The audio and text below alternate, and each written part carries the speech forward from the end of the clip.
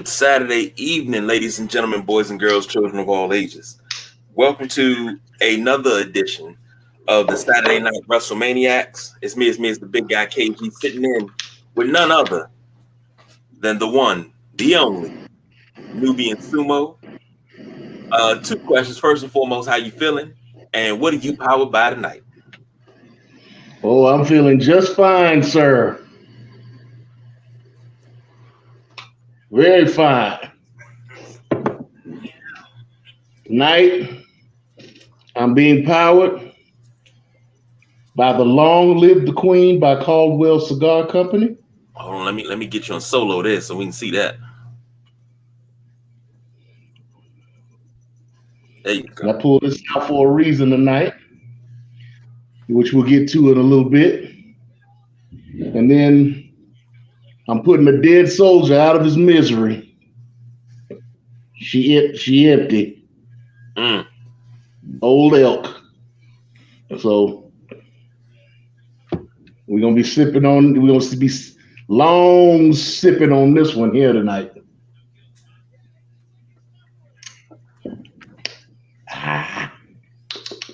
Seems like a tasty beverage. Uh-oh, I hit the wrong button. I messed up and hit the wrong daggone button. Didn't mean to take the sumo out.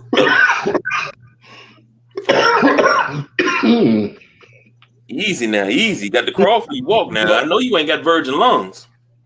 Hit me in my chest obstacles there. Well, me personally, I am being powered by Arizona kiwi strawberry in the good old green cup. In the words of the Nubian Sumo, it tastes really, really good on the palate. Good for you. So, now this is going to be indies-driven, dominated show tonight. But before we jump into it, if you haven't seen the video yet, check us out on Instagram, TikTok, as well as right here on Facebook. And you can check us out, and you can see the unboxing, the unveiling of the new Sideline Junkies Championship belt, which is right here in my possession. And as of tomorrow, let me get that light off of that. As of tomorrow, it will go to the possession of the man sitting right next to me. So I get to sleep with it for one more night.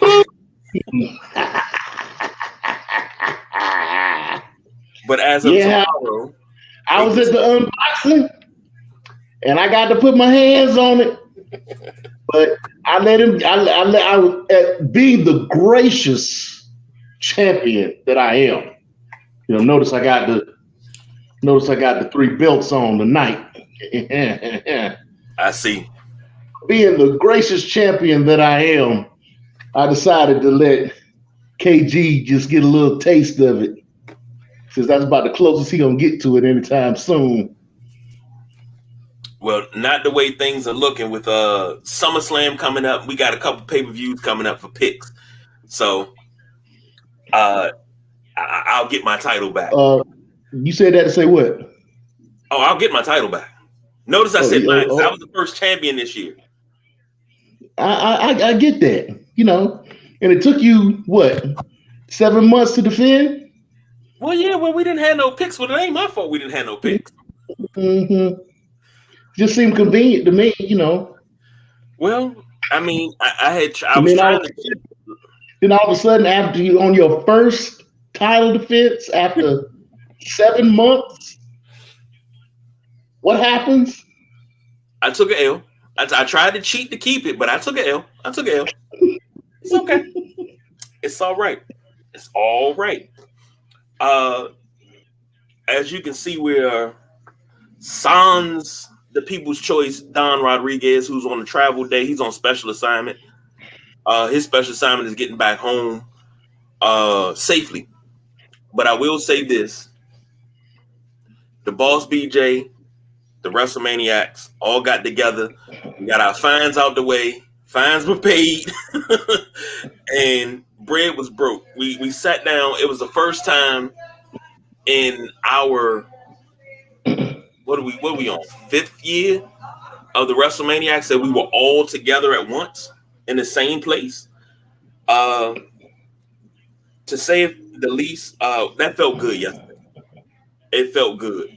It damn sure didn't feel like we was there for 3 hours. No, I didn't. No, I didn't. It went by real fast. Yeah, that felt really, really good. I hope we can. I ain't no hope. We're gonna do this again before the end of the year, and we're gonna get everybody else. We got to get Delonte, Jim. Hopefully June feeling better, and we can just get up and just sit around and shoot the shit. I really wish we had a big ass house so we could just sit in the backyard. Y'all can smoke your cigars, and we could just sit there and just shoot the shit about different stuff. Because then I know for a fact somebody ain't going home until about 4 a.m. if you go home in the first place. Right. That part. Like, throw some stuff on the grill and just sit back and eat and just talk. Right. Nod off and wake up and talk some more. So, but let's jump on off up in this thing. This is straight indies. So when it's straight indies, you know what that means. That's just Nubian.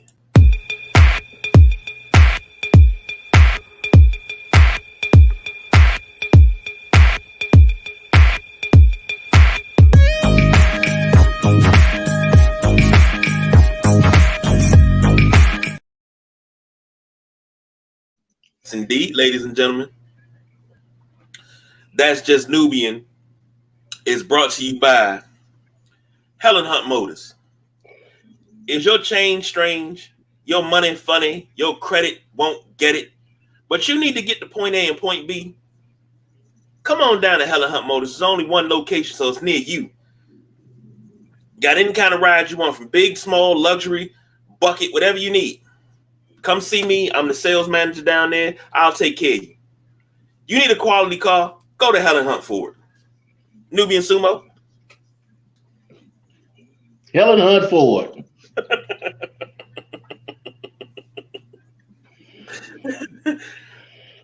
First up, Slammiversary recap. Come on, enlighten me, brother. All right. So last weekend, the Impact Wrestling had their Slammiversary, which is pretty much their WrestleMania. Big card, a lot of things happening. So they started off their pre-show with an Ultimate X match. For those who don't know, this is where they have 4 towers on each side, on each ring post, that have ropes that cross over the top of the ring, and they have an X that's connected to a chain and a hook. The object is to get to the X, grab the X, get the X off the hook, and be both feet planted on the mat, and the winner would become the number 1 contender for the X Division Championship. Now, the contenders in this were Jonathan Gresham, Speedball Mike Bailey, Kevin Knight, Alan Angels, Kushida, and then there was a surprise entrant who hadn't been around in about a little over a year, if not a year, Jake Something, who's made his return to Impact Wrestling. So now you've got all 6 of these guys going at it back and forth, and the winner turns out to be Kushida. So, of course, you're looking at the Multiverse United event coming up on August the 20th. For them, their version of Forbidden Door, so to speak, where they have a relationship with New Japan Wrestling. So this will be Kushida going after, most likely, the X Division Championship, using this match to get to the X Division Championship. So we'll see how that goes and how that develops over the next few weeks. Next up, for the Knockouts Tag Team Championships, the champions, the Coven, Taylor Wilde and Kylan King, defending their championships against pretty much a first-time tag team, Masha Slamovich and Killer Kelly. who have been going up against each other in some very bloody, very violent matches. They just had not too long ago, about a month ago, they had a dog collar match between the two of them.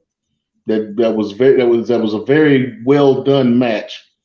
So if you want to go back and take a look at that in their archives, that would be worth. It would definitely be worth watching. And your winners and new knockout tag team champions, Masha Slamovich and Killer Kelly. So then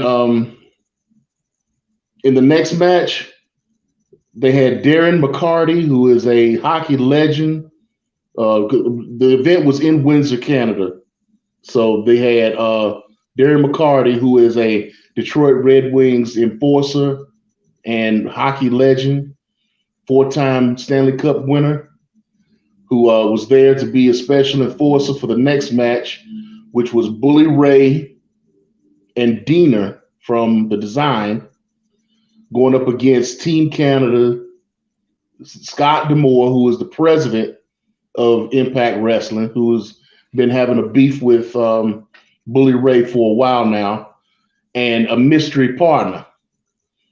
Now, originally, this was supposed to be PCO, but Diener and Bully Ray wound up taking out PCO, actually set the man on fire during a Thursday night show.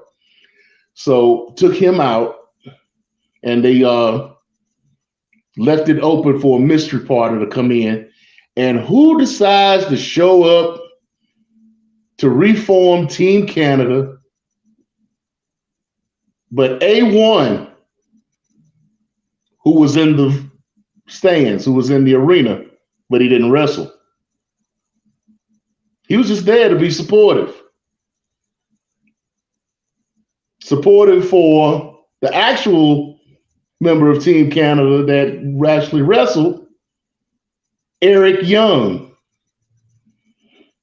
So Eric Young, who was signed with WWE, asked for his release once the Endeavor merger came about.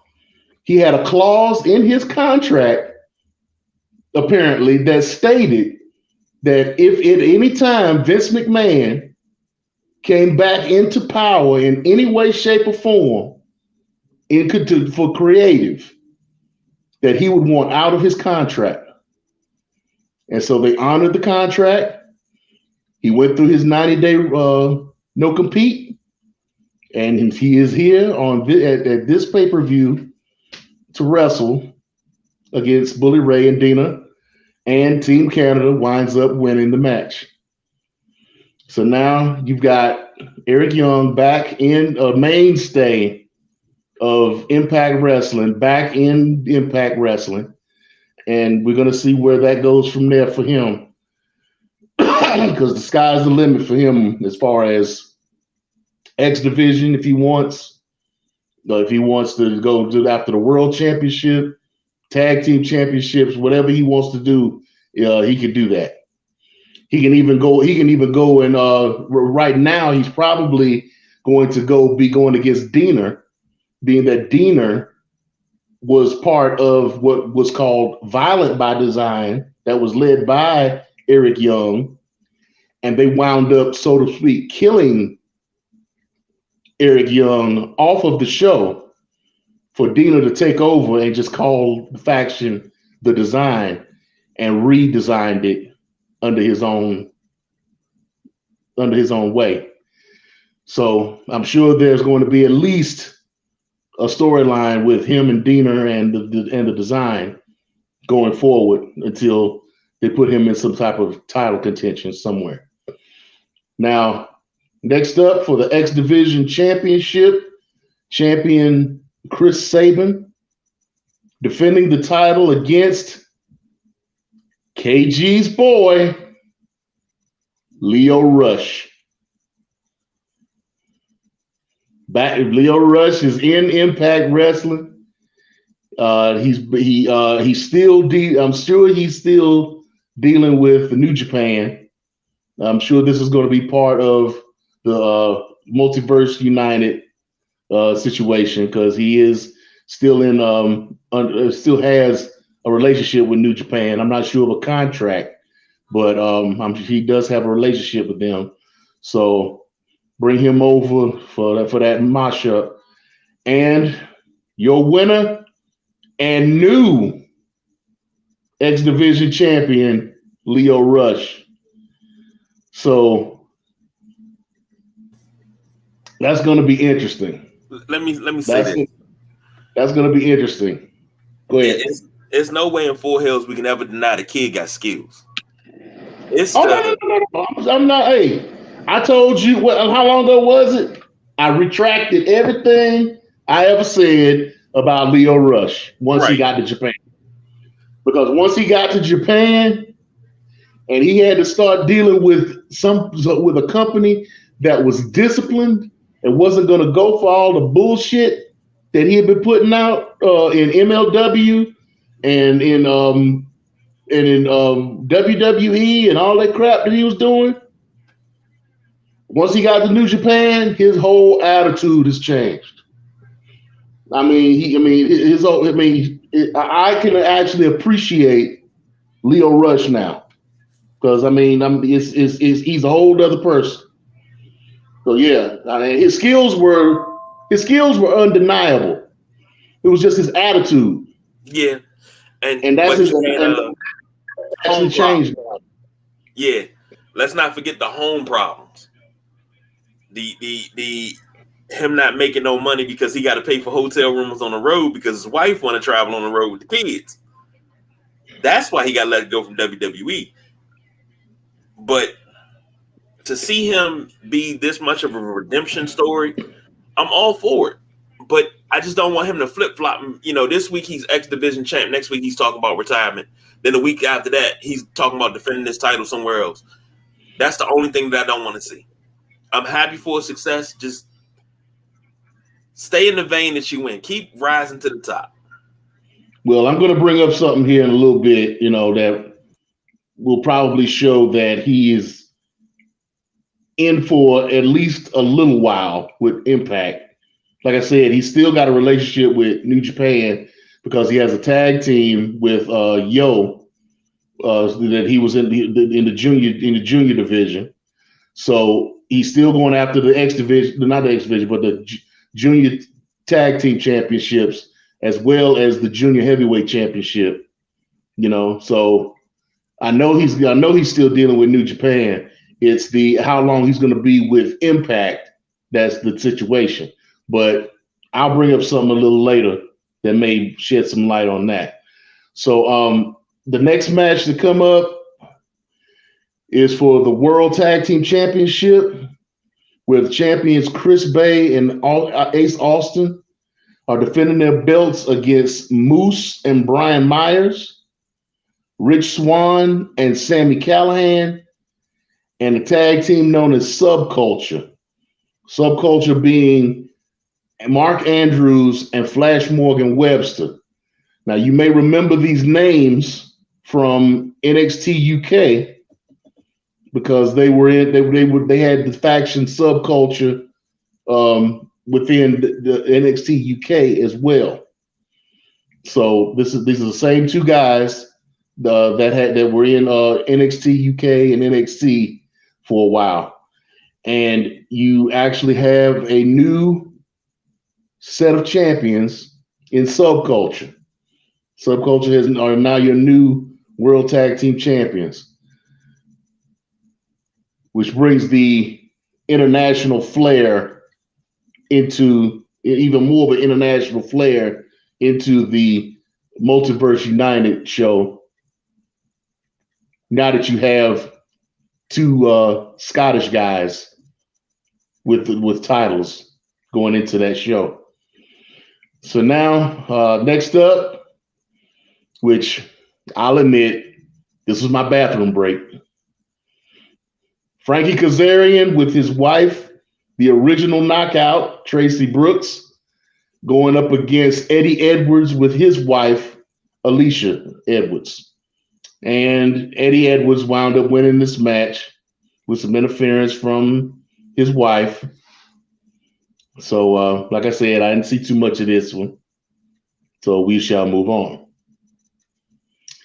For the Knockouts Championship, Deonna Purrazzo, champion, defending against Trinity, or the Trinity Fatu, or the former Naomi of the WWE, of which now you have a new Knockouts World Champion in Trinity. So now you can put Trinity as a world champion. You can put Mercedes Moné as a former world champion outside of WWE, even though she's hurt right now. There was talk of her maybe being involved in this pay-per-view, just like there was talk of her maybe being involved in Forbidden Door. But because of her injury, she has not been around, but she was backstage with what's her name? What's her name? The one that Don always talks about. Wears the flak. She always got the flak jacket. Tamina. Tamina was backstage with Mercedes Moné to support her in her match that night, and there was actually a picture taken with the three of them and D'Lo Brown. If you didn't see that online, that did make Twitter and Instagram. So congratulations to Trinity. Let me ask you this. Do you see this being a long title run for her? I like it, but I just want to know, is it going to be substantial? I see her holding on to this belt for a while because I kind of see Deonna Purrazzo taking a break, even though she shouldn't, because there's really the women's division right now in Impact Wrestling is kind of scarce. I mean, you got a lot of tag teams in the division, in the women's division right now, but you don't have that many singles that are out there. And even though most of the ones that are there are heels, because you got Masha Slamovich and Killer Kelly, who just formed a tag team and are now your Knockouts Tag Team Champions. You got Courtney Rush and Jessica, who are a tag team that could go solos if they wanted to. You got the Coven, who are both singles wrestlers, Kylie King being a champion in the Indies right now. They would need to bring in somebody to actually be able to run with Trinity as a single. I would like to see somebody like Viva Van, who I've been seeing a lot of here recently. Apparently, she has been listed as the first Vietnamese American to become a professional wrestler and has like 5 different titles right now in the indie scene, in the women's divisions, the indie scene. So she'd be somebody that would be a good catch for Impact to put up against Trinity. You get somebody out of Stardom, some folks out of Stardom to come in and wrestle with Trinity. Don't know how long it's going to be before Jordan gets back in. Jordan Grace gets back. So that would be an anticipated matchup. Bring in Mercedes Moné. Have them go up against each other, So, I mean, it's a lot of possibility out there. I'm thinking, like I said, that Deonna Purrazzo would be taking a break because she's been going at it for a while now. She hasn't gotten hurt in any way, but I'm sure her body's talking to her right now. So it'd be good for her to just take take a moment to take some time for herself and just recuperate and then come back and try to get into that title picture again, which I'm sure wouldn't be a hard thing to do for her. But you know, Deonna Purrazzo, what is her reign was what? We going in a year and a half? She beat Jordan Grace and ain't looked back. Right. She's been a champion for a while. Yeah. She's been a champion for a while. And I believe this is her third time around. So yeah. She's perennial. Yeah. She ain't nobody, you know. So let's see. Next up would be next up is the main event, which is for the World Heavyweight Championship. Alex Shelley, your champion, going up against Nick Aldis. For those that don't remember, Nick Aldis is a former Impact World Champion back when he was Magnus in Impact Wrestling. He's also a former two-time NWA World Heavyweight Champion. So they brought him in to try to pretty much establish Alex Shelley as a prominent champion. You know, somebody that's just not going to be a transitional champion. Somebody to give him actually some cred as champion, of which Alex Shelley did wind up winning with the Shell Shock. And for those that don't know what the Shell Shock is, the Shell Shock is the same move that Jay White uses. He calls the Switchblade. So now as Alex Shelley is celebrating and everything, celebrating his win, you have the return of Josh Alexander, who's been hurt for like the past 4 months and wound up having to relinquish the world championship that he was holding at the time, and actually being the longest reigning Impact World Heavyweight Champion at the time of his injury. So he's come back and he's proclaimed that he is back now. He has been cleared for his injury. So Thursday night, he comes out. He lets everybody know that he's back, that he's been cleared, that his intention was to come back and face Steve Macklin, who had the belt before, who had the belt before Alex Shelley, who Alex Shelley wound up beating for the title. But he says that, you know, he just wants the title back that he never lost. So Alex Shelley comes out and he says, look, I understand. You never lost the belt. I knew you were going to be coming after me as soon as you got back. But just know, you know, I had a title. You gave me a title shot before. I'm not that same guy. So if you want it, come get it. Then you had Leo Rush come out. And Leo Rush says, okay, yeah, I get all the rah-rah y'all giving, you know. I understand you want your belt back because you never lost it. I understand you trying to establish yourself as champion and all this and that. But hey, I'm the X Division champion. All I got to do is exercise option C. And I'll end all of this. Now, for those that don't know, option C was created by Austin Aries some time ago when he was X Division champion. And he had a choice that he wanted to make.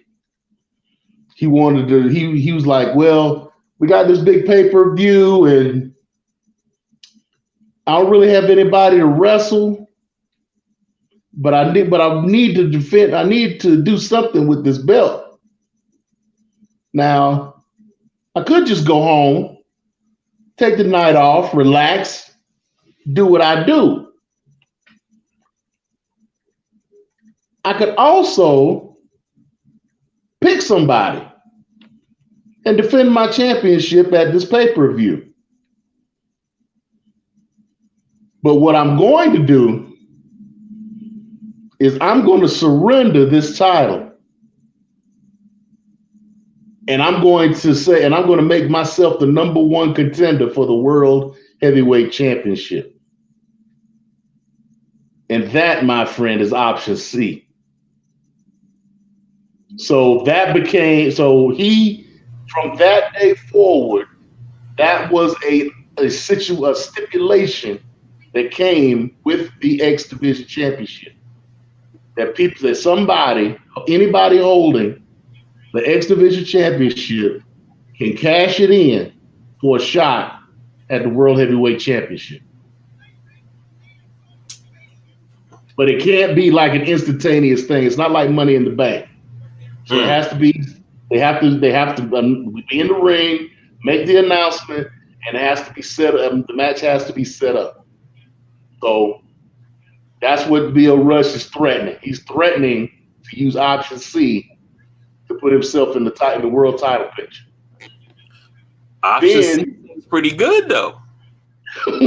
Option C is always good. But then here comes Kushida.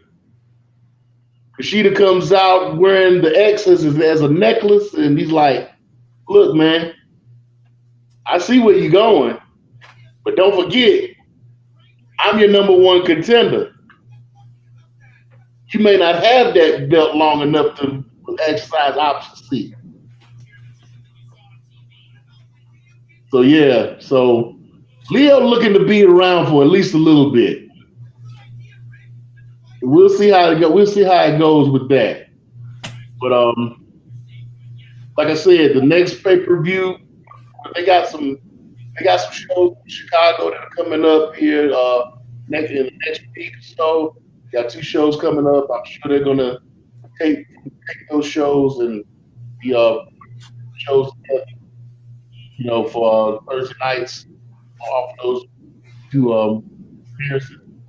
And then August the 20th will be their Multiverse United 2, which will be their mashup with New Japan Pro Wrestling. So we'll see how that goes, and then I'll bring you up to speed on that as that card gets put together. So now we're going to switch up, and we're going to go to New Japan Pro Wrestling, where the G1 Climax tournament has already started. It started on the 15th of this month and is already going into night 7, which is going to be on July the 25th. So I'll give you a recap of everybody that's in the tournament as of right now, and then I'll go ahead and let you all know where they stand within the tournament. So right now we're going to go backwards. We're going to go D through A. So in Block D, we have and these scores, and this bracket and bracket C are as of July 19th. So they will be picking up again, like I said, on the 25th to restart their these 2 brackets.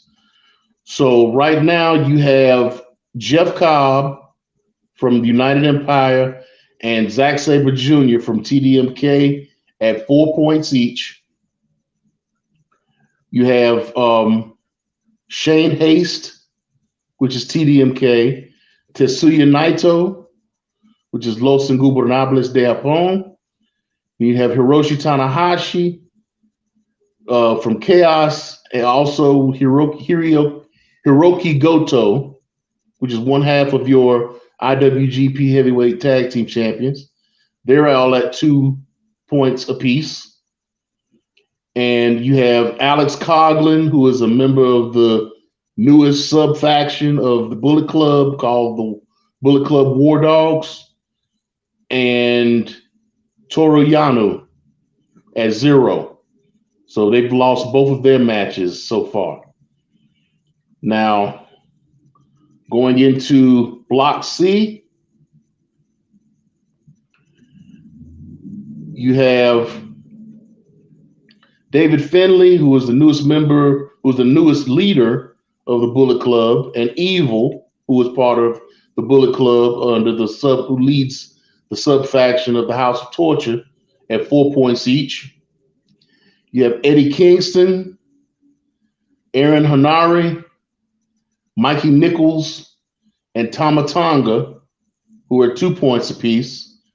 And surprisingly, you have Tomohiro Ishii and Shingo Takagi, who are at 0 points. They've lost both of their matches so far.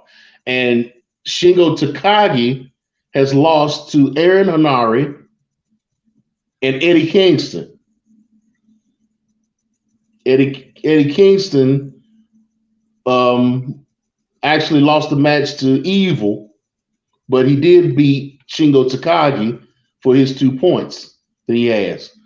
So Shingo Takagi being on the bottom of the bracket is very surprising to me. Tomohiro Ishii not having a win yet is very surprising to me as well.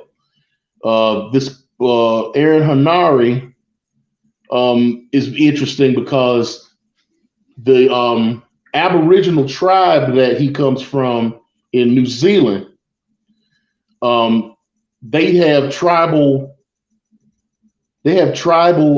tattoos that they do, just like the Samoans do, but theirs is more so facial. So if you look up Aaron Hanari online, you can actually see a picture of him with it almost makes him look like the Punisher, with the lines going from his nose all the way down to his chin and to his neck, and these tattoos, these tribal tattoos. So I mean, it's actually helped him with his character development, and it's actually helping him get him a push, apparently. So because right now, usually he would be at the bottom of this bracket, but they looks like they try to give him a little push, and that character change looks like it's helping him a lot. So we'll see how that goes with him. Now, in Block B, you have. Hold on. I found a tattoo there. That is sick, and that's permanent. That's permanent. Ooh, that is sick. I like it. Hold on, let me pull it up. And it looks like he got it done the old way, the old-fashioned way. Right, exactly. He got it done traditionally, right? Instead of just going to a tattoo parlor, he got that done traditionally. So yeah. There we go. That glare off there. That's the tattoo right there, ladies and gents. That is sick, man. I love to see stuff like that. Damn. So in Block B, you have your leader right now, who is Kazuchika Okada at 6 points. Yoshihashi, Tai Chi, and Will Ospreay coming in at 4 points. You have Kenta, the Great Okan, and the returning Tonga Loa, who's the brother of Tama Tonga, and one half of the tag team Guerrillas of Destiny, coming in at 2 points. And bringing up the rear is El Phantasmo at 0 points. Now going into the A block is pretty much an interesting block because it's all pretty much mainly newcomers. So there are folks who have never been in the G1 before, for the most part, and first time it's only like maybe 2 guys in here that may have been in the G1 before. So and it makes it interesting because you got some draws in here. You got some because there's a 20-minute time limit on all these matches. And you got some matches in here. This is the only bracket. This is the only block that has any draws in it that went time limit. So you got Sonata, your world heavyweight champion, at 6 points. You got Kaito Kiyomiya at 5 points. Now, for those who don't realize who Kaito Kiyomiya is, that's the guy that kicked Kazuchika Okada in his face during the match with Muda during Muda's retirement run. So this is the guy who kicked him in the face, and Okada wound up beating him like a drum for the rest of the match. And they've been going back and forth with each other within Pro Wrestling Noah and in New Japan, trying to get at each other. And now he's in this G1 Climax tournament. So in an opposite block from Kazuchika Okada. So it's going to be interesting to see if and where they wind up meeting up. Because it's possible that they could meet up in the semifinal, which I'll go over in a minute, or they could meet up in the final. So we'll have to see how that goes. But Sonata at 6 points, Kaito Kiyomiya at 5 points. You have Gabe Kidd and Chase Owens at 4 points. Shota Umino and Ren Narita at 2 points. Yota Tsuchi at 1 point and Hikuleo at 0 points. Now, like I said, this has been very interesting because the Shota Umino Ren Narita match went to a draw. The Narita Yota Tsuchi match went to a draw. And the Shota Umino Kitamita match went to a draw. Now, another interesting thing about this bracket is that recently, New Japan Pro Wrestling made an announcement that they every generation they have what they call their Three Musketeers, and these are three guys that they think are up and coming and going to do great things within the company. The first Three Musketeers were included Keiji Muto. I forget who the other two guys were, what their names are, but one of them was Keiji Muto, the Great Muta. The new Three Musketeers were Tetsuya Naito, Hiroshi Tanahashi, and Nakamura, which those three have done very big things in their careers. And so now they're calling this the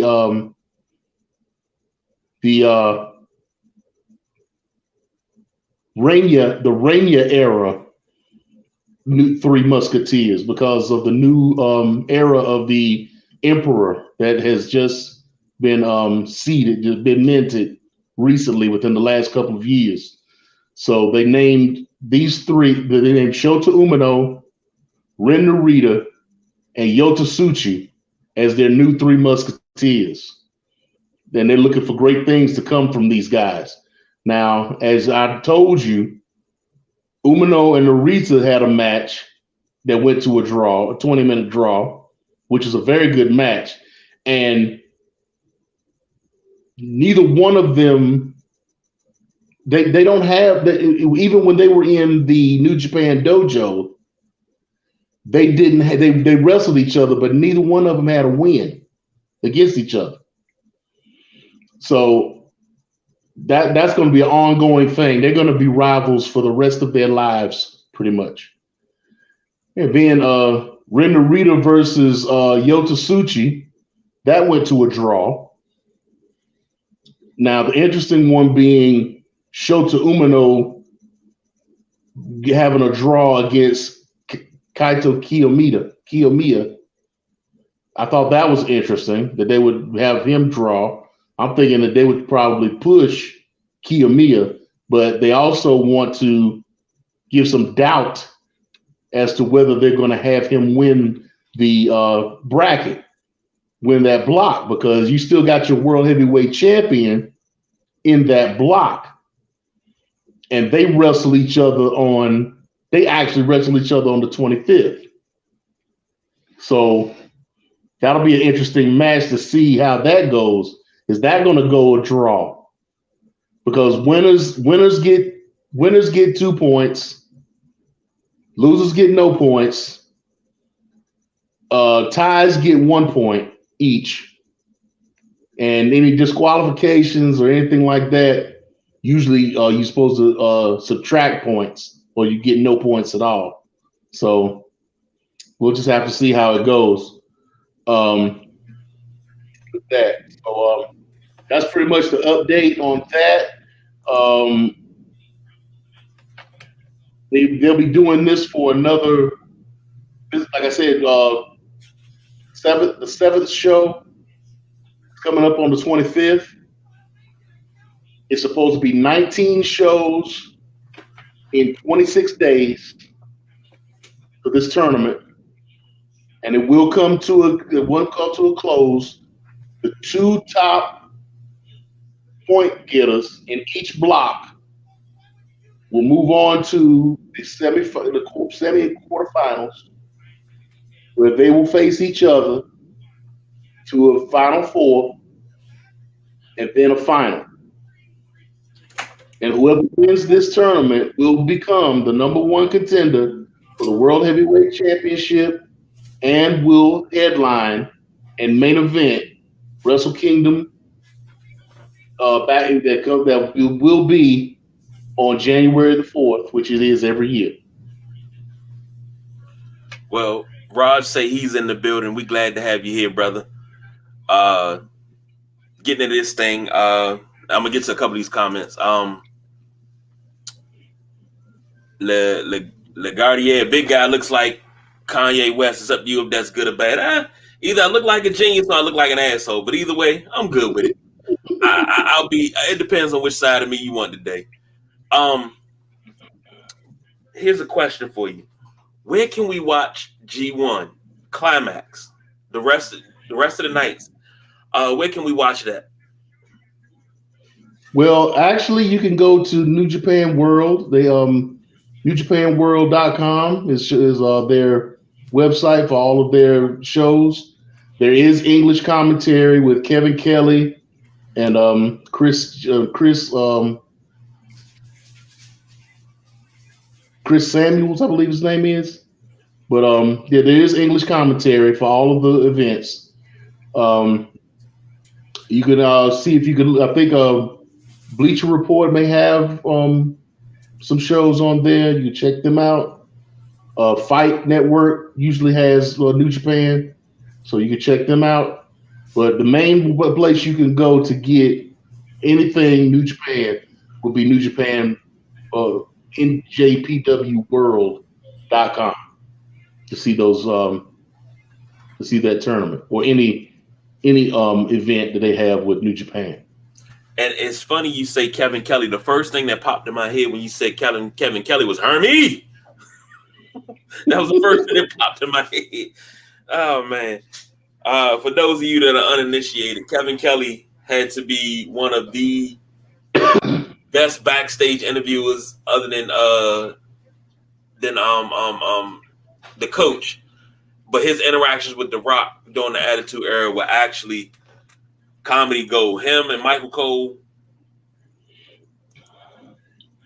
sipping Weller. That's what he's being powered by right now. Sipping Weller. What? Oh my God! I need to know what that is. Weller is a boutique distillery in Kentucky. They have a lot of distinct brands that they have under their, with a lot of distinct impressions that they have under their name. Like I said, very boutique. When I say boutique, I mean a lot of small batch, nothing really too commercial to where you can find it anywhere and everywhere. But when you do find some, it's usually a nice pick to get. Like right now, I have a bottle that Raj actually procured for me, which is a 4-year-old Weller that is very, I mean, excellent, excellent bottle. So if you're able to find any of the Wellers, you can there's some that are like within the $25-$30 range. There's some that are in the $400 to $500 range. So I mean they go across the board. I can't say that I've never had a bad Weller. There is one in particular that is 107 proof that is just hot for no reason. And I cannot do it. It's just too hot for me. I mean, that is a spicy bugger. I mean, part of Buffalo Trace. Yeah, it is under the Buffalo Trace umbrella. So yes, it is. Yes. So so if that sells anybody else on Weller, then that may add a couple of more people into the mix, because Buffalo Trace is a very popular brand right now. Very hard to find the actual Buffalo Trace bottle.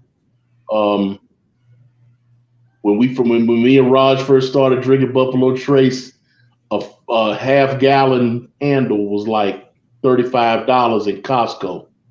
Shit. Now that same handle is like $70-$80. So I mean, it's very popular. It's very hard to find. They keep an allocation held back due to supply and demand. But this if you can find any Buffalo Trace, you need to at least get you a fifth just to have in the house, because the Buffalo Trace itself is very good, and there aren't too many under the Buffalo Trace umbrella that aren't excellent, that aren't good. So, well, let me throw my hat in this ring. I learned a long time ago you have bottom shelf, middle shelf, and then you got that top shelf. And depending on where you go, top shelf is going to be your what is that? Your Cavassier VSOPs and your Hennessy, your Louis the 16th, whatever it is. Your bottom shelf is going to be, your Odessas and things like that. Gallon Odessa, $11. You ever run out of gas, you can just pour that in the gas tank and roll. So, but yeah, but when it comes to bourbons and whiskeys, though, is there a bottom shelf? Those bottom shelves can be some hidden gems. I'll give you an example. Going back to Buffalo Trace. Buffalo Trace has a bottle called Benchmark.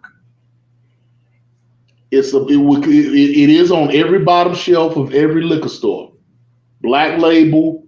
If you put it beside an Old Virgin or Jack Daniels or Evan Williams on the bottom shelf, it would just blend in. Black label, white letters, so you just blend in. I've found it for under $10 at some places. I've never seen it over 12. But it's the same mash bill and a longer barrel time than Buffalo Trace, because Benchmark is an 8-year, whereas Buffalo Trace is a 6-year. So, I mean, like I said, there's some hidden gems. Like, I know everybody has noticed that ancient age whiskey, you get it for like maybe $8 to $10 for a fifth, but that's an everyday sipper right there, and it's good. Very good. And Roz says you can get as much as you want out west. Talking about the Buffalo Trace, and he The said Buffalo Trace. Yeah, benchmark 8.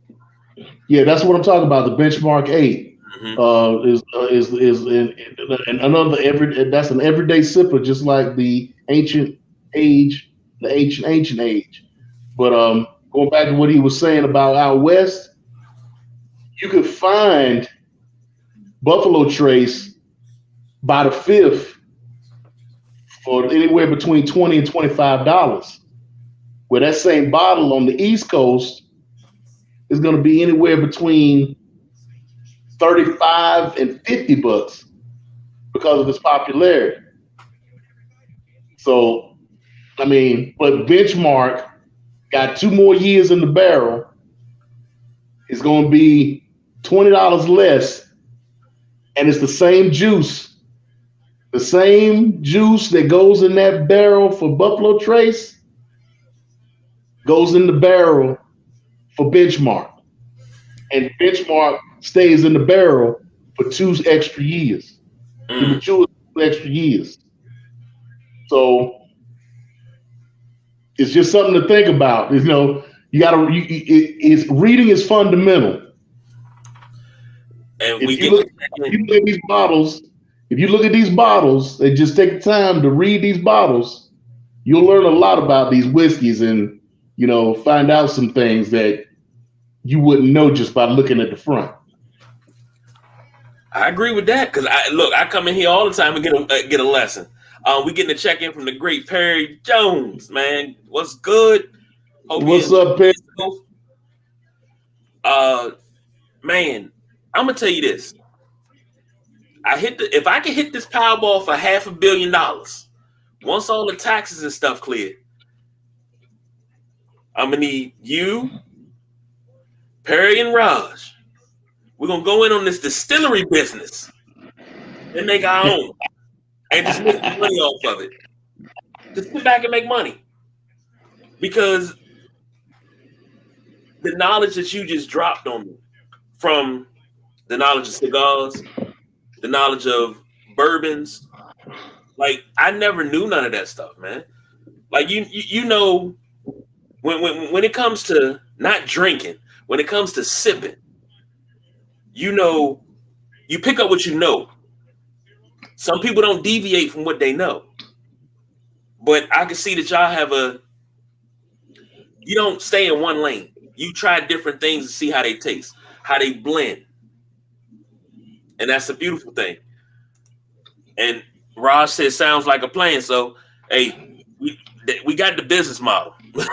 It's just all the point of winning the goddamn Powerball on Mega Millions won. But we can run with it.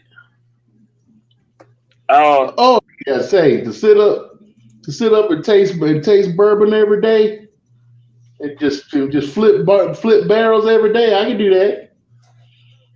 I can definitely do that. Let me ask you this before we go on to our last segment. With the barrels, once the whiskey, the bourbon, whatever, once it's aged in the barrel, they never wash the barrel. They reuse the barrel again, correct? Actually, no. Oh. Okay, so what happens is this. So let's say you have a Buffalo Trace barrel. The liquor has sat in there for 6 years.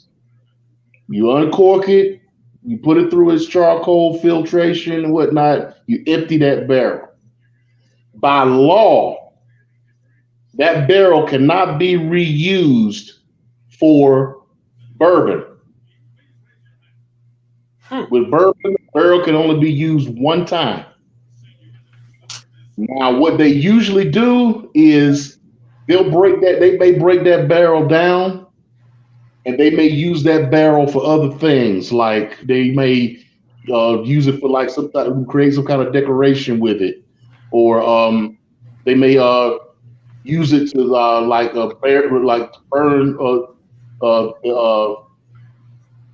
use for heat source to burn for the fermentation and everything that they do, or something like that. A lot of these places actually resell those bourbon barrels to other places for reuse. Other places, like you have cigar companies that take those bourbon barrels and they'll put cigars or tobacco in it and have tobacco fermenting or maturing in those barrels so that if the tobacco leaves pick up the bourbon that's left in those barrels. Mm. You have they've been known for wineries to take bourbon barrels and age. They'll age their wines in the bourbon barrels. You had hot sauce companies who've taken their hot sauces and put the hot sauce in the used barrel because you still have bourbon that's soaked into the wood. Right. So you'll get all of that extra bourbon flavor as well as the char from the inside to give you flavor for whatever it is that you're trying to put in there. But as far as bourbon is concerned, by federal law, you can only use that barrel one time for bourbon. Learn something new every day. So if you just joining us, ladies and gentlemen, this is Saturday Night Wrestlemainiacs, wrestling and whiskey, because we do it all. We do it all. When I say we do it all, we do it all. Perry says, count me in, most definitely. Raj says, yes, and make wine and other products. You're damn right. Multitask. I agree. Like, just, oh my God, man. We can sit here and come up with a business. That's that wormhole Ben be telling me about. That's that wormhole. Damn it. There's a company called Four Roses that somebody like you and me could go to Four Roses and go buy a barrel, put some spring water in the barrel, plug it up, let it sit, and we can try to extract that bourbon and that flavor out of that wood. Let it sit for like 6 months to a year, and we could have whiskey. And Perry chimed in. He said, Four Roses is my shit. Me and Raj have actually, and some others, his wife and others, have been to that distillery. All they want is $125 for a barrel. Shit. A used 53-gallon barrel. They want $125 for it, and it's all yours to do what you want with it. God, that just sounds good. It sounds like it. I'm not gonna say it sounds easy, but it sounds good because you can make your own. And you talk 6 months to a year, you just let it mature, and that's the patience of it. That right there is just the patience of it. And then when it comes out and it got that flavor to it, Well, I mean, you got to realize to be a whiskey, it has to be in there for at least 2 years. For a bourbon, it has to, by law, it has to be in there for 4. Damn. But you wouldn't need that much time because it's already a seasoned barrel, and you're just trying to pull something extra out of it. So right. You don't even have to fill up the whole barrel. I mean, you just want to maybe put maybe 5 gallons in there, let it sit on its side, and you just want to rotate it like maybe every couple weeks to make sure it gets all the different staves of that barrel. They try to pull out everything that's left in there. Maybe about, like I said, about maybe 6 months. You got whiskey. Never knew it. Wow. Now you got my gears turned. You got my damn gears turned. And here's the thing. I don't even drink. I don't drink, but just to have it broken down like that to a science, that's fascinating to me, man. That is absolutely fascinating.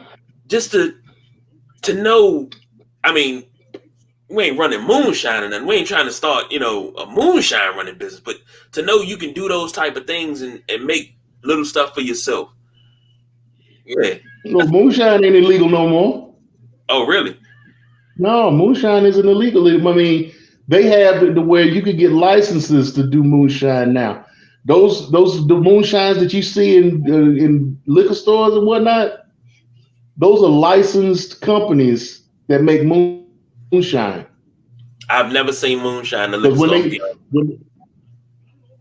Oh yeah, I forget the name. Raj might be able to give you the name of the company that because they do a lot of fruit infused moonshines where they actually have fruit in the bottle, and you could actually get it in the grocery. You can actually get it in some grocery stores too, in the liquor section because it's not overly proofed. So you might get one that's like maybe 30 or 40 proof.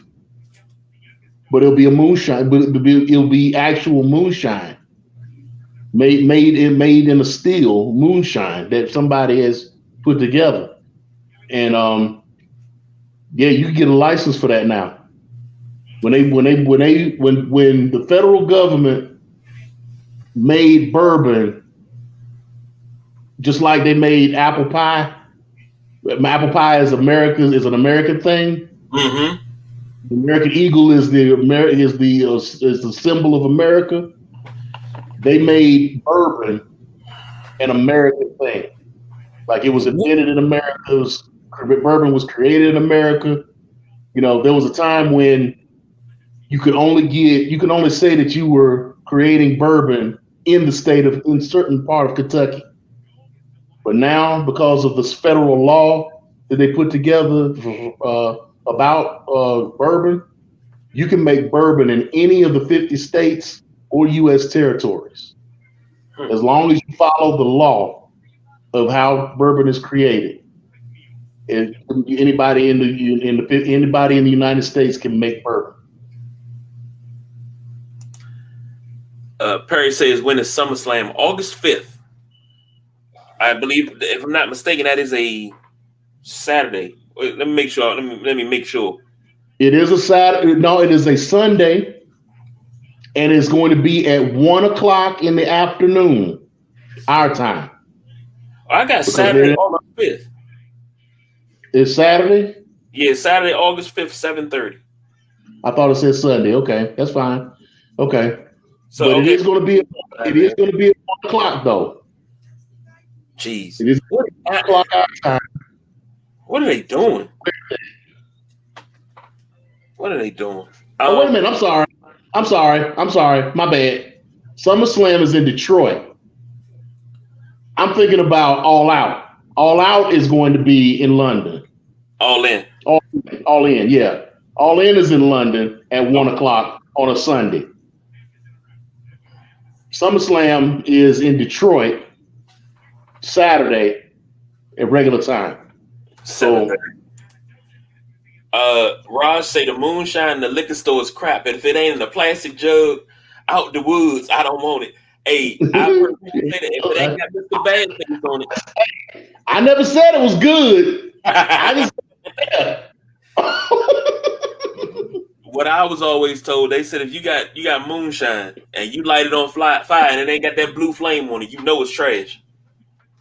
Well, you know where they got that from, right? Where they get that from? That's how moonshiners used to proof their liquor. So whenever they got it out of this distillery, they weren't able to proof it like distilleries proof it now. So what they would do is they would take some and they would light it. If you got that blue flame, then you knew it was at least 100 proof. I never knew that. I was just always told that was the rule. When you got moonshine, two things. If it don't have Mr. Bad Face on it and it ain't got a blue flame, it's trash.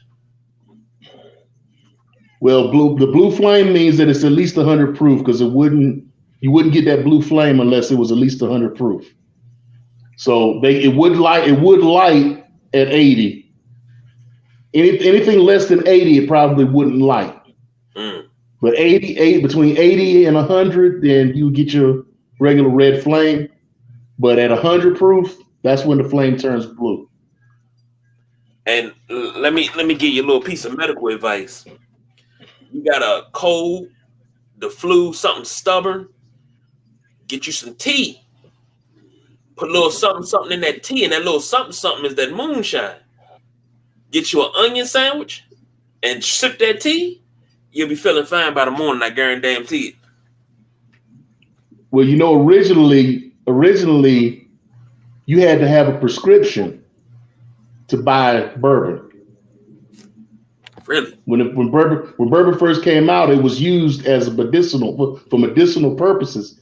You had to have a prescription to purchase bourbon. Damn.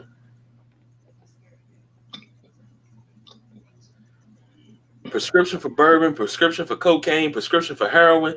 Good God. I did not know that. Damn. Let's jump into this last one real quick. Hold on, we got a comment here. Let me see what we got here. Hot Toddy always does a trick. That's what Perry said. Yeah, it do. No doubt. And the higher the proof, the better. The higher the proof, the better. Like they got some 125 proofs out here that's real cheap. You put that in your hot toddy. Oh, this gonna clear out.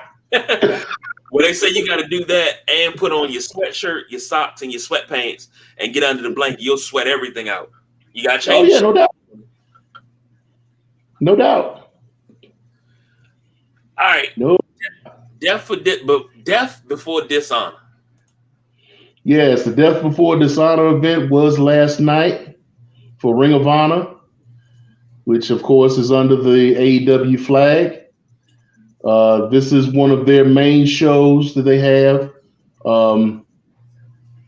This is one that usually has a lot of things going on, a lot of moving parts within the show. So this is one that everybody usually looks forward to when it comes to pay-per-views for Ring of Honor. They started out with their 0-hour show, which started out with a Pure Rules match. Josh Woods versus Tracy Williams. And they had Christopher Daniels, Jimmy Jacobs, and Jerry Lynn on the side as judges in case of a draw. So to go over the Pure Rules with you a little bit, they're usually a 20-minute time limit. They can go up to 30, especially if they're, and 60 if there's if it's a title match. So there, you get 3 rope breaks. So once you pass your third rope break, anything that happens within the ropes is legal. So if you pass your third rope break and you're in a submission and you go to the ropes, you can't use the ropes for a break at all. Now, there's no punches to the face. First one gives you a warning. Second one gives you a disqualification. Okay. If there's any interference by anyone outside of the match, they will be instantly fired.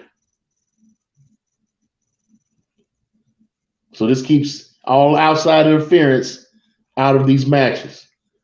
So being that as it may, you had Josh Woods who defeated Tracy Williams in his first match. Very technical match, of course. Being that Josh Woods is a former amateur wrestler, national champion on his own right, and Tracy Williams being a technical wrestler himself of very large stature. So yeah, that was a pretty good match between those two. I always enjoy a good Pure Rules match. Then next up, you had the Workhorsemen, JD Drake and Anthony Henry versus Action Andretti and Darius Martin, of which Darius Martin and Action Andretti wound up winning this match. Layla Hirsch wound up defeating, and I'm going to give her flowers since nobody else wants to. Caprice Coleman does, but nobody else seems to want to. But I'm going to give her props.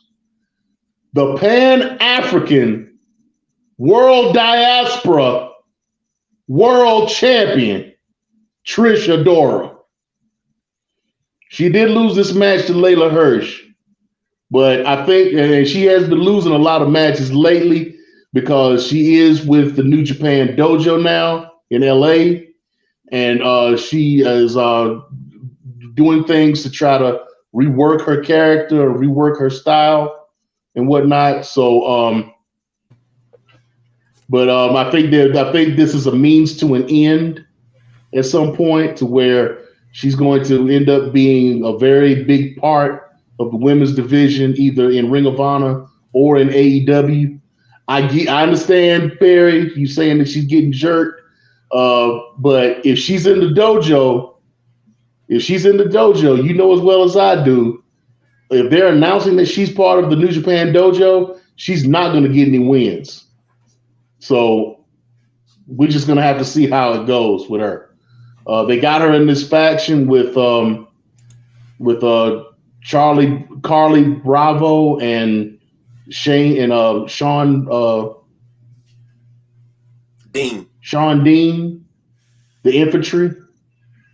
Being that she's former infantry, former military, and they're former military, so they got to put them three together, as a faction. So, like I said, we're just gonna see where this ends up with Trish Adora, because she got too much going on to be taking too many losses like this, especially if she's not going to be defending her world championship on television and other places. I mean, she just had a match. She just defended her title against Calvin Tankman and back in March, and which I heard. I haven't been able to see it yet, but I heard it was a really good match. And for those who know who Calvin Tankman is like 350 easy, and she won. So that just lets you know what's going on. Now the next person that's supposed to be up for her title is Billy Dixon, who came out after that match and said that he was next in line.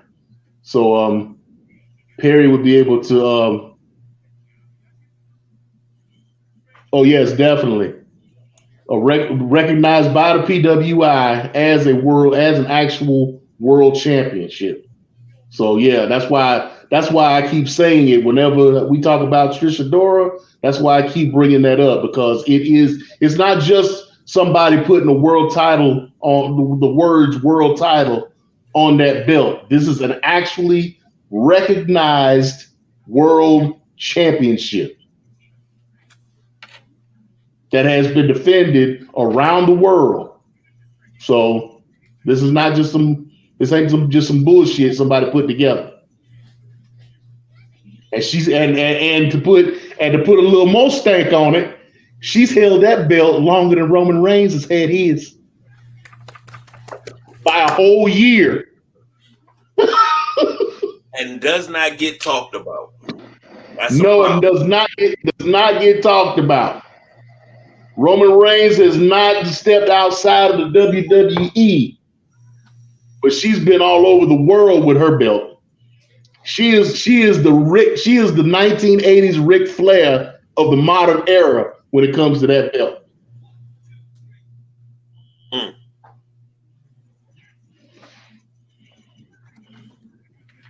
But I digress.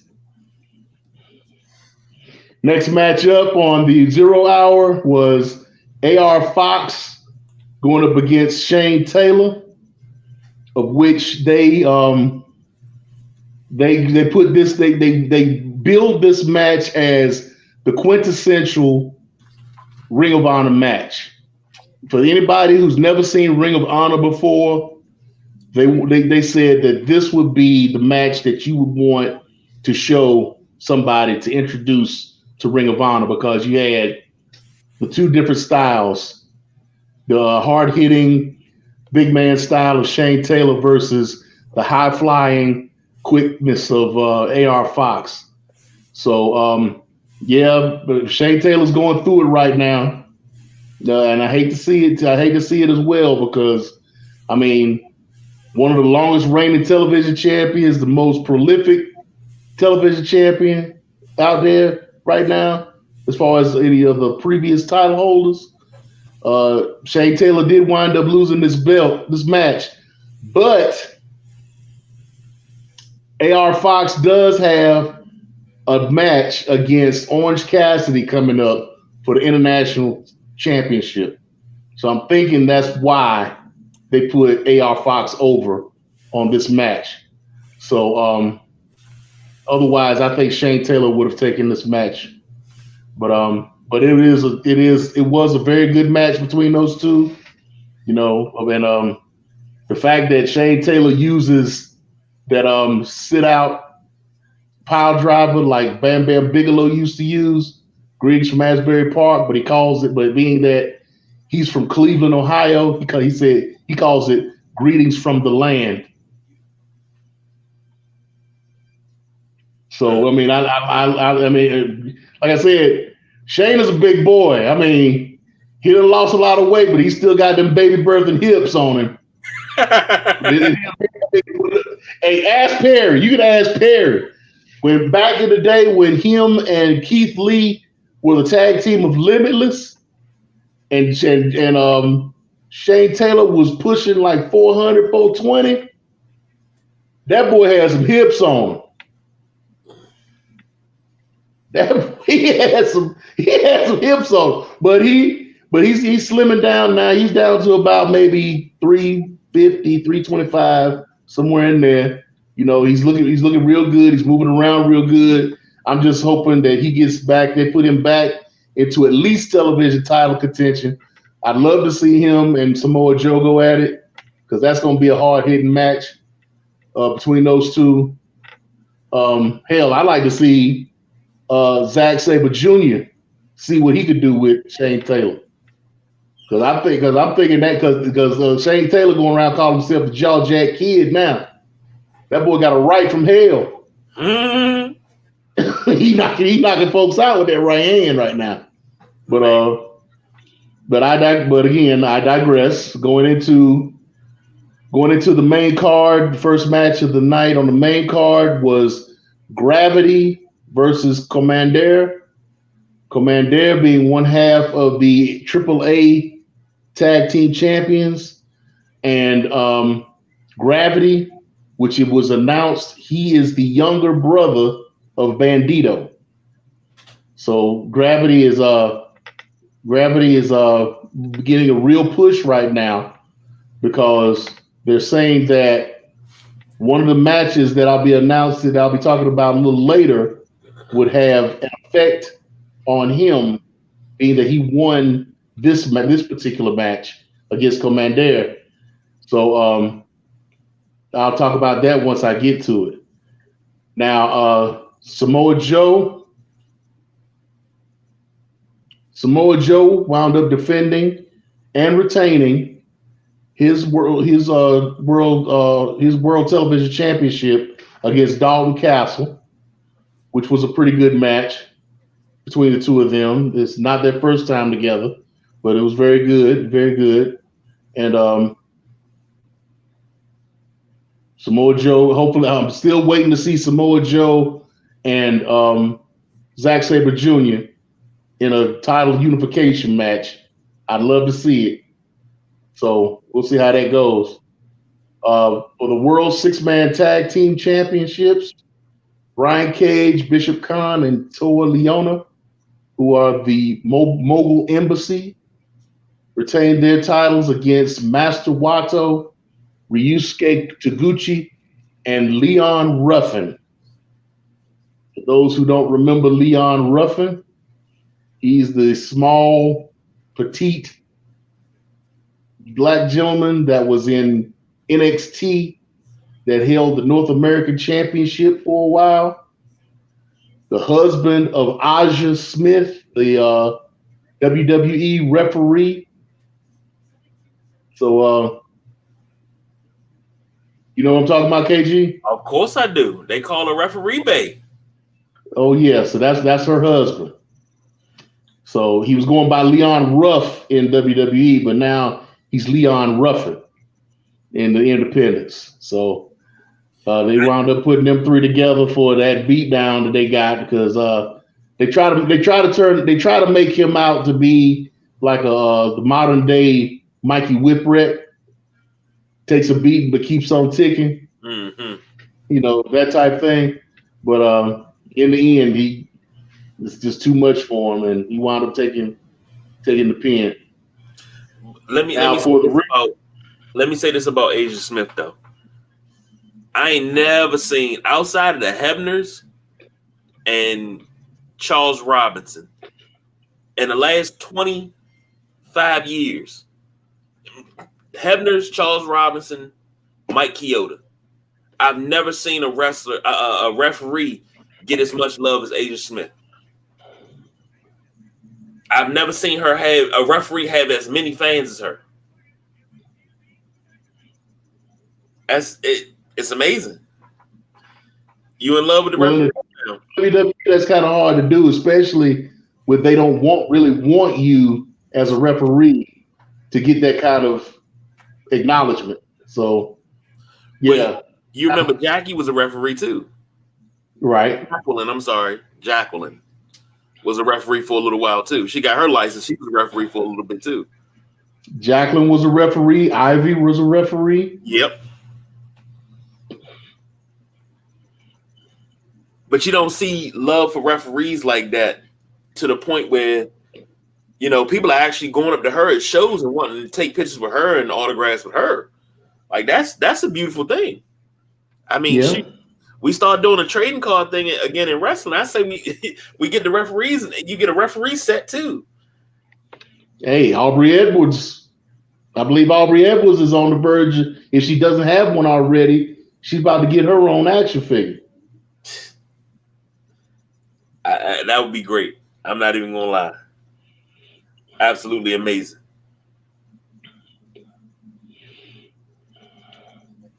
All right, so the next title was for the Ring of Honor Pure Championship. Katsuyori Shibata defending his title against Daniel Garcia, which Garcia was doing that suspect dancing that he has chosen to do here recently, which got his ass whooped because he wound up losing to Shibata for this belt. So we're going to see what happens with Shibata moving forward. I'm not sure as to who he would have next. I would like to actually see what he does with Hook. I'd like to put Hook in there with Shibata to see how Hook would perform against Shibata. Now, just because you say that, you know what's going to happen, right? Oh yeah, of course. Of course. Let's see how this works. Oh, we're geniuses. It wasn't your idea. Remember, you heard it here first. Right. So next up, we have a fight without honor, meaning no rules, anything goes, weapons, tables, everything, the whole nine. Everything including the kitchen sink. So usually these fights without honor are unsanctioned. But they didn't mention whether this one was sanctioned or not during the match. So I'm not sure as to how that went. But it was Evil Uno, Alex Reynolds, and John Silver from the Dark Order going up against Vincent, Dutch, and Stu Grayson from the Righteous. And this turned into a bloody mess. They pulled out everything. I mean, it was it was stuff all over the place. I mean, they pulled out thumbtacks, they pulled out Legos, they pulled out chairs, ladders, all kinds of tables. I mean, it was crazy. But Dark Order wound up defeating the Righteous in this match. And I'm not sure if this is going to bring Stu Grayson back to the Dark Order. I don't know if it's going to merge the Dark Order with the Righteous, which would be interesting. But we'll just have to see where it goes from here with this story, because it's pretty interesting. It's got my interest just to see where they go with it. And now for the Ring of Honor World Championship, Claudio Castagnoli versus Pac. Now, the thing about this match is what I was talking about earlier. If Pac ended up winning this match and becomes the world champion, Pac has a match coming up with Gravity, and that match would become a world title match. So Gravity not being in the company, but maybe a few weeks, getting an opportunity that early in his career against the world champion for the title. Interesting. Now, the reason why this match came up, because this match was actually supposed to be Claudio Castagnoli versus Mark Briscoe. But Mark Briscoe ended up having a leg injury that wound up needing surgery and was not cleared. So when Blood and Guts happened the Wednesday before, and Claudio Castagnoli wound up incidentally hitting or attacking or striking Pac, and Pac walked out of the match, that's when this match got put together. So retaining his belt with the help of Wheeler Yuta, for whatever the reason is that they did that, and you could tell that was Tony Khan. You could, and it was almost like it was a last-minute decision, the way it was done, just the way that it felt. It was unnecessary for Wheeler Yuta to come out there and do, and he didn't. He just got up on the ring apron and just distracted Pac. He never touched him. He didn't hit him or anything. He just came out there and distracted Pac while he was about to perform the Black Arrow and his finisher. So I mean, it was just unnecessary, and it took away from the match. I mean, it was a good match between the two. But to have that ending just kind of deflated it's made that whole match unnecessary as far as I was concerned. So it was just unfortunate that they decided to do that. But then you had all of the once the match was over, you had Claudio in the ring with Wheeler Yuta.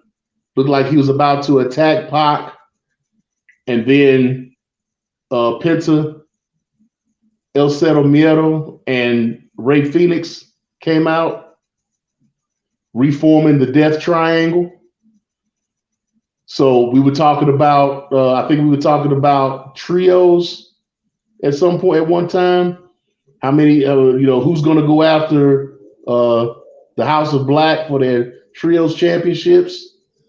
Well, this is a former trios champion team that has reformed now, who can go after the House of Black.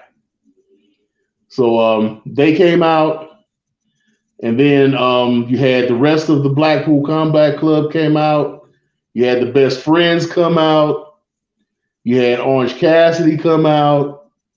I mean, you just had a whole bunch of folks that just ended up coming out during this match, and I guess it was to try to save the sucky ending, to make it worthwhile or whatever, to at least try to set up something, because you got Best Friends and Orange Cassidy, you got the reformation of the Death Triangle, you got Blackpool Combat Club. Those are three trios teams right there that can that can go after the trios titles.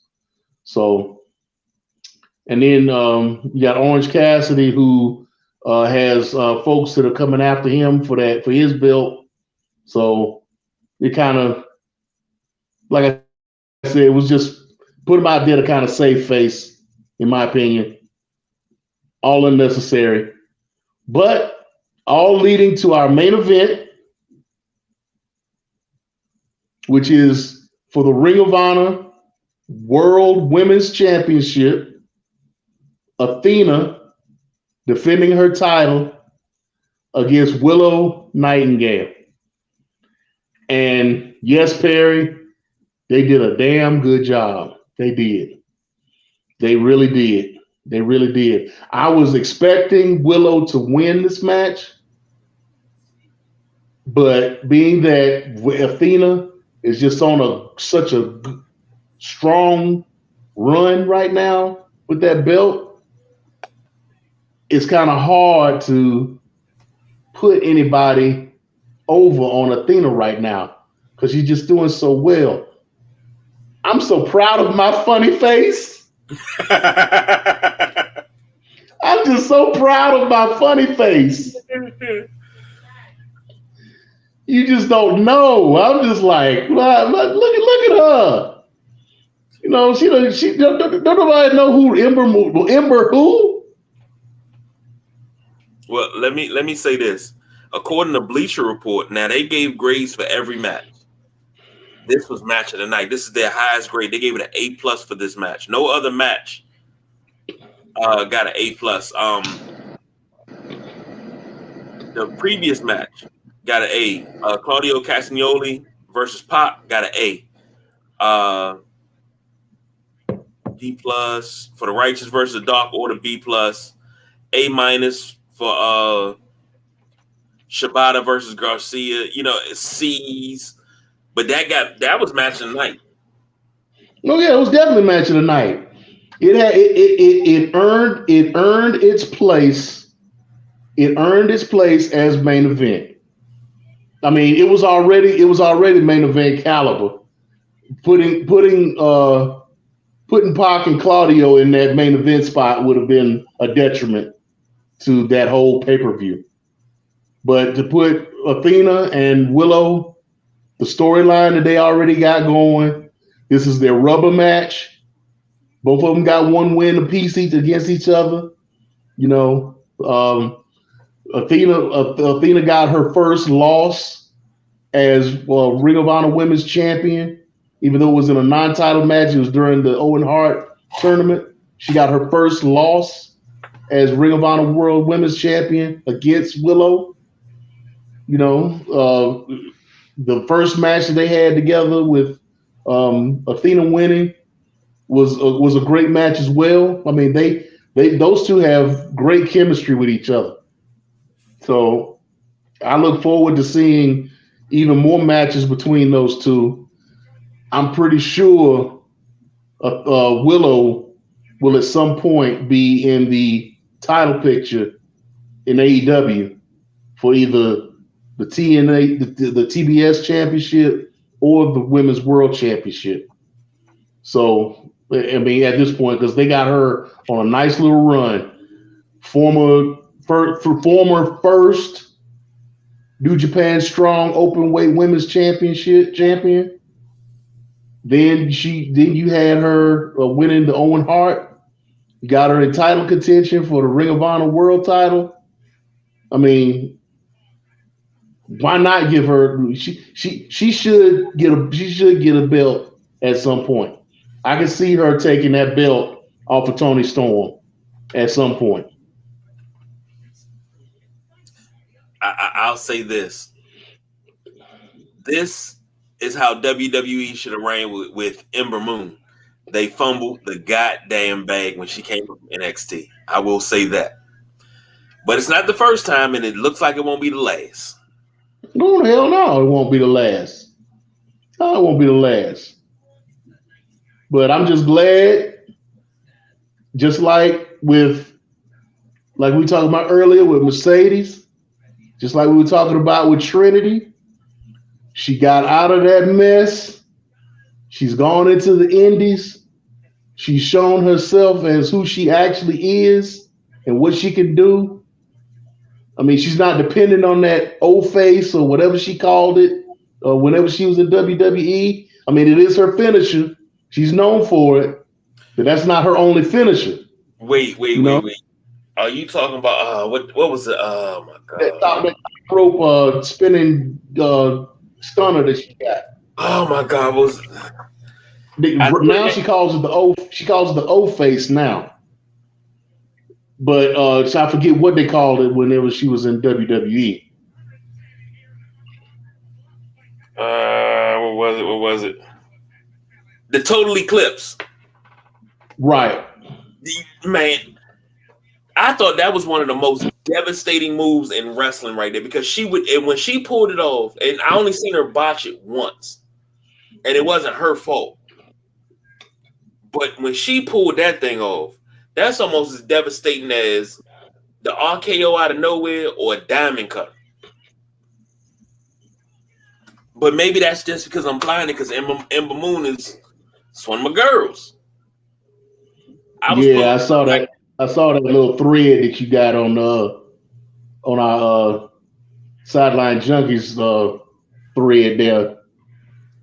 Well, now you got a stable? Yeah. And I can take my stable of women and beat anybody's stable. So yeah, it's like that. I'll just say that.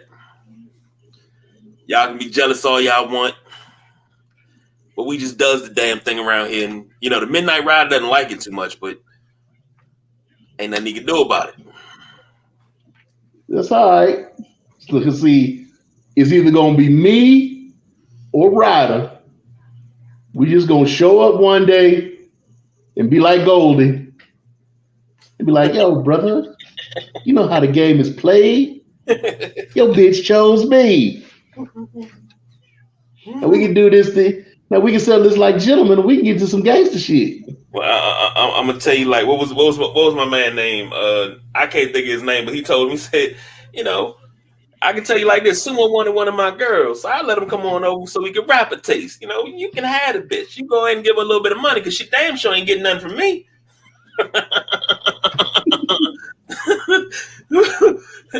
Pretty Ricky Fontaine. That's what they call me. Shoot, you want to get old school? I can get old school. Shit. Once I got a bitch, I can get a bitch, because once I got a bitch, I get a bitch. And that's how it goes. But we can go any way you want. But like I said, my stable can be anything y'all bring to the table. I got women wrestlers that's supposed to be world champions, have been world champions, are world champions. It ain't nothing about being on top now. Nah, man. Nah, y'all ain't touching that. And I lay claim. Y'all ain't touching that. Y'all ain't ready for that.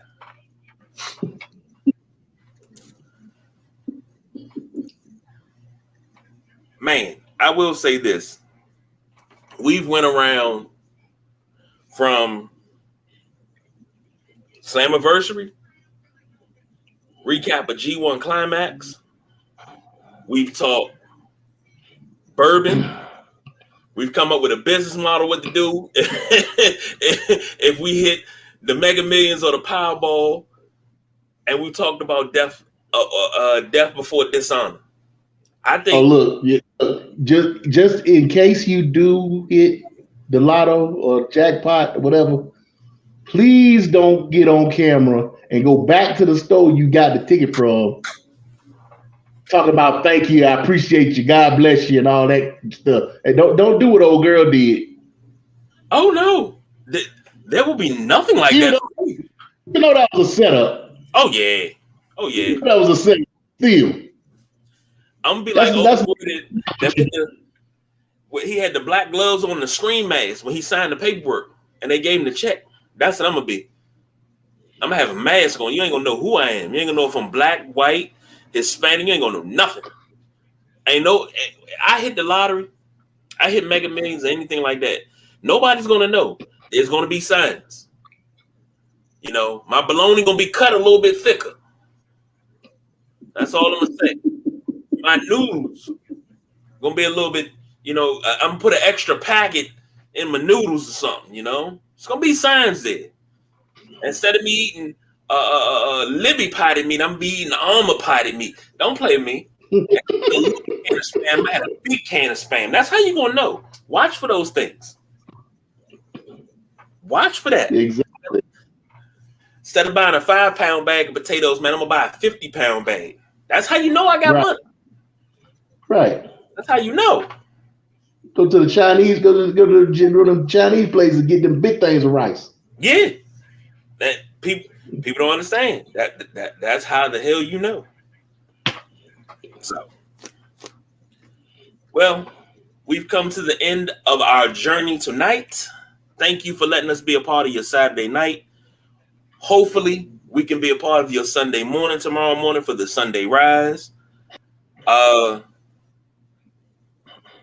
Maybe next week? What's next week? No, we got 2 weeks before SummerSlam. So we know our big show should be next week. Yeah. So we know where I defend my title after having it for what, 2 weeks? See how gracious a champion I am? Yeah. Not only do I let my belt go to the loser of the championship, just so he can hold on to it, you know, just a little bit something. I will graciously defend my title after having it for 2 weeks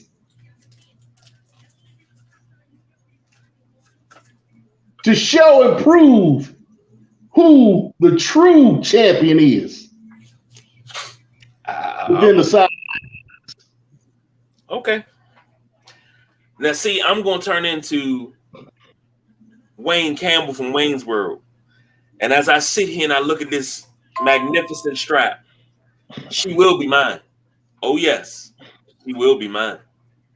I will get back my title. That's it and that's all. It's only one way to do it. I got it. So we doing picks next week. The clock starts. We got it next week. We got to do picks next week. It's SummerSlam. We got to. And we got no choice. Yeah, we don't have a choice. The following week after that, I guess we'll do a reaction show. We'll do a reaction show after the pay-per-view's over. We could probably do a reaction show. Okay. We can do a reaction show after SummerSlam is over. It won't be too late to do that. Okay. So just because I'll actually have the belt at that time, and then I can give my Ric Flair speech. Now here's the messed up part. This is without a doubt the greatest moment of my life. Now here's the messed up part. If I go into these picks and I don't bust a grape, I'm gonna be upset.